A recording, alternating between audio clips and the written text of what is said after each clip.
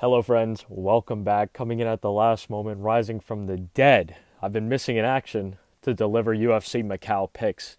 I completely tweaked on this weekend. I didn't even realize that the fights were going to be at 3 a.m. They're going to be in a couple of hours, basically, by the time this video comes out. This video is just coming out for basically posterity's sake, for the sake of the channel. Really, I just completely slacked. But enough of that. We're about to hop straight into it. First fight of the night, Mahashate Hayasayer, excuse me, versus Nicholas Moda. Very spooky hours. This entire card is spooky hours. I think it's actually going to be a banger card. It's going to be a shame that most American fans, I think, won't be awake to see it. But nonetheless, Mahashate, I think, is going to take this one by a tasty little KO TKO. I think someone's getting finished here by knockout or TKO. It just really depends on who. Mahashate, I think, definitely has the skills to put people away. Nicholas Mota really doesn't have a ton more experience than Mahashate, but might be reinvigorated after the Tom Nolan win. I don't know. I really don't know. A lot of these fights are actually pretty hard for me to predict as well. They could go either way. But I do think that Mahashate will take this one calmly, land some nice, slick, open, clean shots that'll put Nicholas Mota away, probably in round one or round two. Now moving on to the second fight of the night. Spooky hours again. Long Zhao versus Quang Bang Lee. Quang and Bang Lee. I'm going with Quang and Bang. He looked good in his debut fight despite losing. I'm pretty sure he lost at least. Yeah, despite losing. He looked good in his debut fight, has power, lives up to his nickname Quang and Bang. I think he'll also get this one done, funnily enough, by KO TKO in round two. I'm going to try to make these picks super quick, so not as much insight on them. And also, some of these fighters I really am not as familiar with, especially more of the road to UFC fighters. Long Zhao we have seen before, but another fight right off rip. Spooky hours, back to back to back. Lanier Kavanaugh, or Lanier, versus Jose Ochoa, man. Again, if you're expecting the Peruvian emotional pick, you were almost right.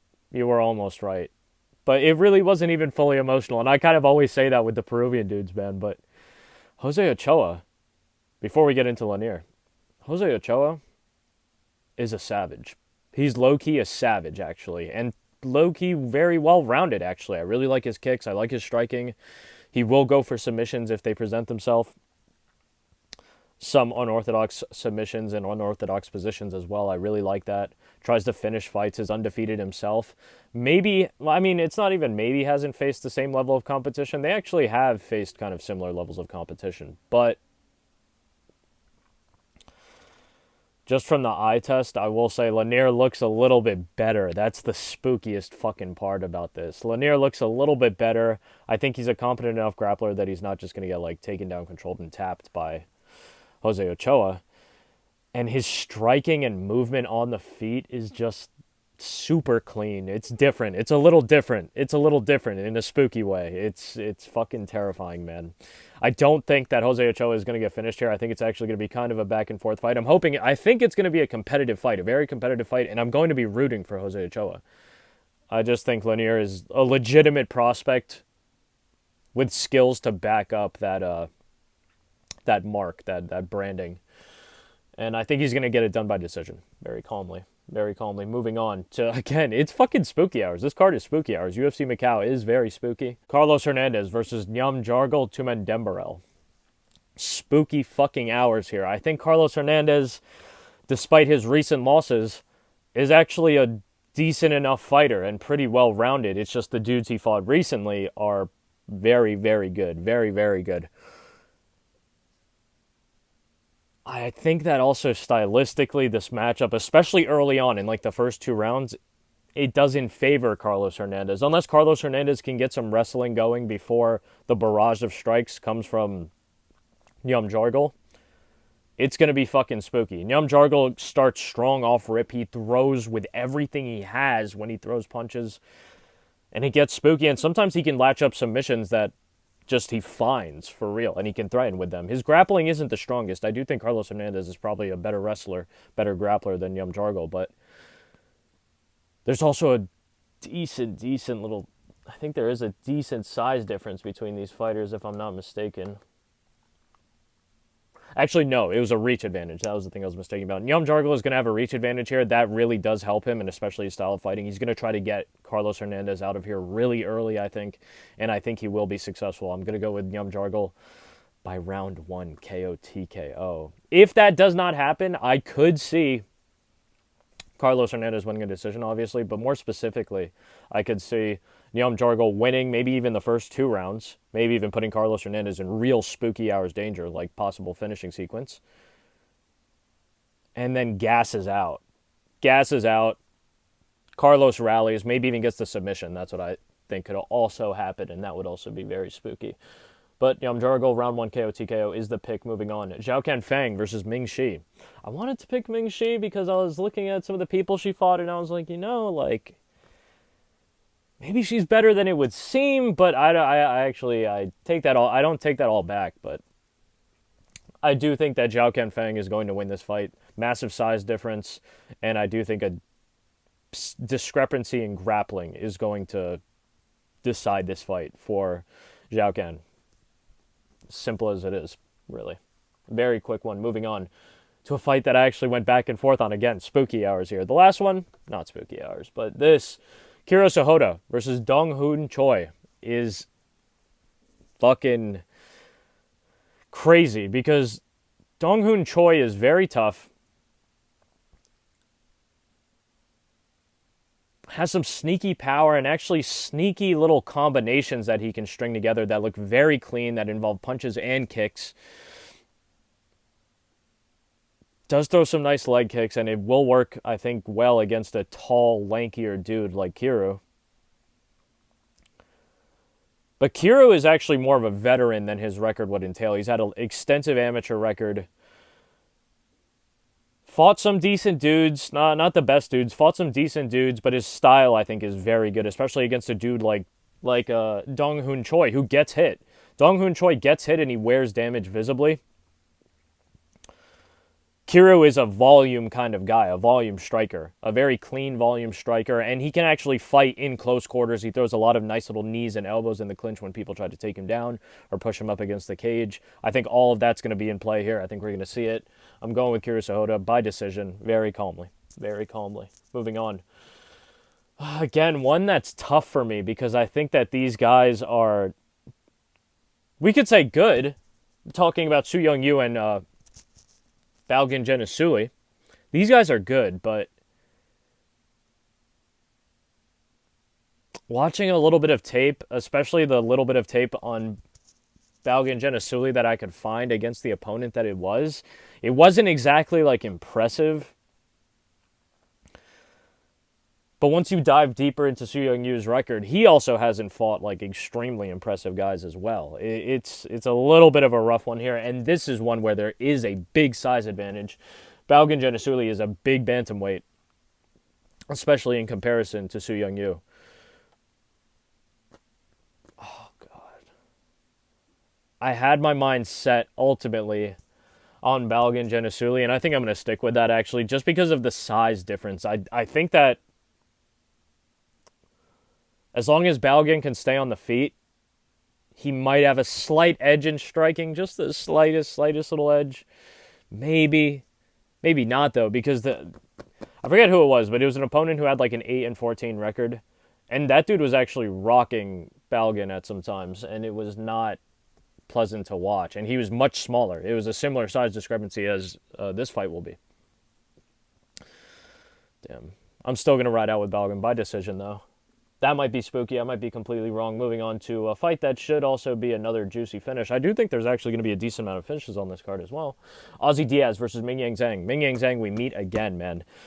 I had picked Brenson Ribeiro to beat Mingyang Zhang by KO TKO in round 1.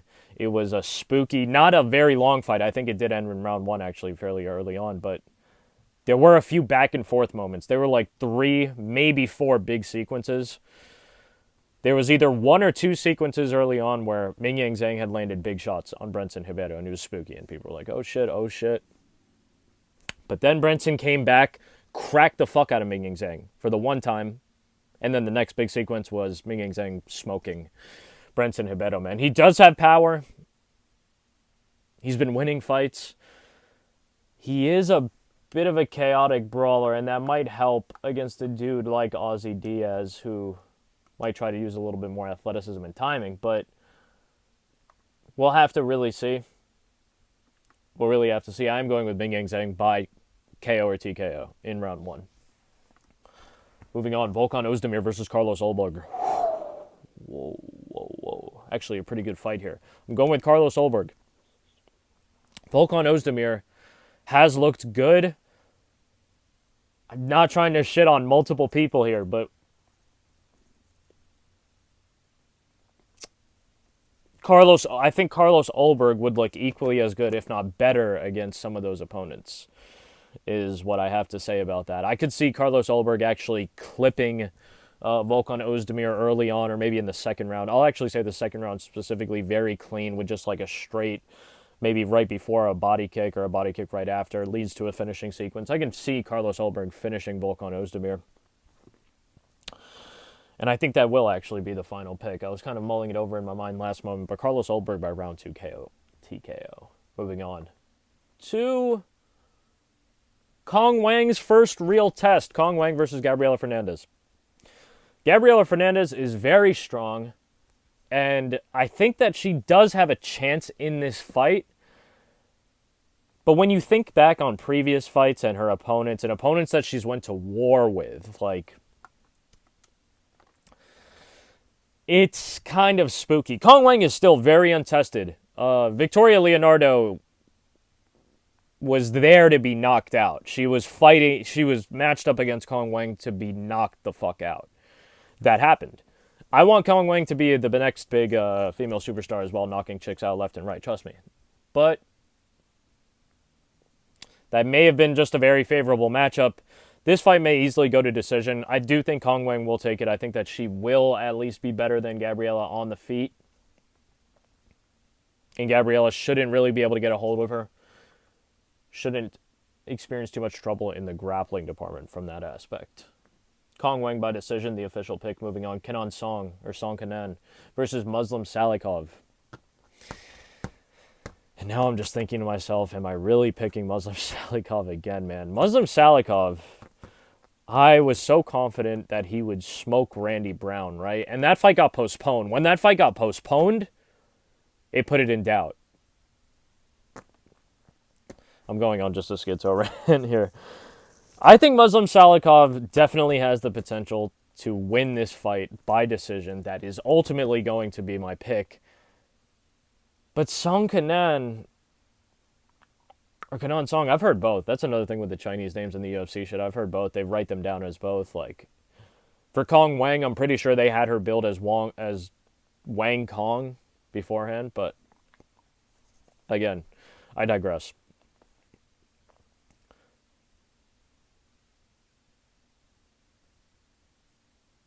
Damn, this might be more of an emotional pick than I really realized. But I think Muslim Salikov will take this one. I want to believe that Muslim Salikov will take this one.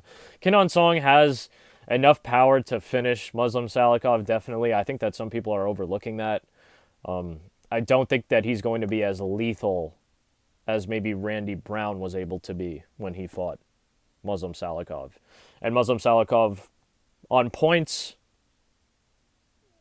wins 2 rounds at least, maybe wins all 3, and wins the fight by decision. Really the thought process behind that. Moving on to the co-main event, Yan Xiaonan, or Xiaonan Yan, versus Tabitha Ricci. Tabitha Baby Shark Ricci. I'm going with Yan Xiaonan. I think Yan Xiaonan is actually going to fuck her up and finish her in round 3, because Tabitha Ricci, I think, is going to be completely outclassed here on the feet. And I don't think that she'll be able to take Yan down. I thought that Tabitha Ricci lost to Angela Hill. I think that her record is deceptive in the worst way. And Yan Xiaonan, despite getting smoked by Zhang Weili, that's Weili. Like, that is what it is. That is what it is. And there were moments she had dropped Weili Zhang, I'm pretty sure, in that fight. Like, that, she had moments. I think that that's going to translate, and she's going to look much better against Tabitha Ricci and get a finish here, like I said, in round 3. Round 3 KO, TKO. Spooky hours. Moving on to the main event. Petr Yan versus Davison Figueiredo. The god of war. Do together. Reduce together. I'm going with Petr Yan here. I'm going with Petr Yan by decision. But when I think back on the fights that Figgy's had recently, all of his 135 performances have left me thinking, like, damn, Figgy's like a real fucking problem again. Like, seriously. Seriously. Excuse me. But I think that Petr Yan will be able to outstrike Figgy and keep that going across 5 rounds at least. I don't think that will ever be in doubt. Petr Yan is extremely fucking slippery too. Very hard to get a hold of him and take him down if Figgy feels threatened by the stand-up. What's even worse is when you take him down, it's hard to keep him there. It's hard to actually throw up submissions against him, even in dominant positions. I can see Petr Yan working his way back up to the feet very shortly after he gets taken down at any time. I do think Petr Yan will take this one by decision. He could also finish Davison Figueiredo. Davison Figueiredo could also finish Petr Yan. We might see some crazy shit. It might be that time for real. But whoever wins this one is going to have a shit ton of momentum behind them in terms of like title contention for the bantamweight division. It will be a very meaningful fight. I think it's going to be a banger fight, actually. It shouldn't be a boring fight. It should be a war, actually. Then I think Petr Yan will win. But like I said a minute or two ago, really, when I think about my thoughts post-Figgy fights at 135, I'm really like, God damn, Figgy is literally more problematic than before. Like, he's got some power. He can grapple now. He looks a lot fresher. Like, he makes up for any kind of size discrepancy that he gives up, really. That's the thing. And he actually still has 1 inch reach over Petr Yan. I do think Petr Yan's going to be the pick here, though. Gonna let you guys go. I will see you in a couple of hours, though. We will be having the Smoky Hours Fight Companion, obviously. We'll talk about a lot of shit there. Updates on the channel. All that good stuff. Hope to see you in a couple of hours. Come back to the channel. We will be live. Thanks for watching. Like the video if you like the video. Dislike the video if you dislike the video, but let me know why. Throw a comment down there saying anything at all. I love seeing the comments. Again, thanks for watching. As always, much love. Big kiss.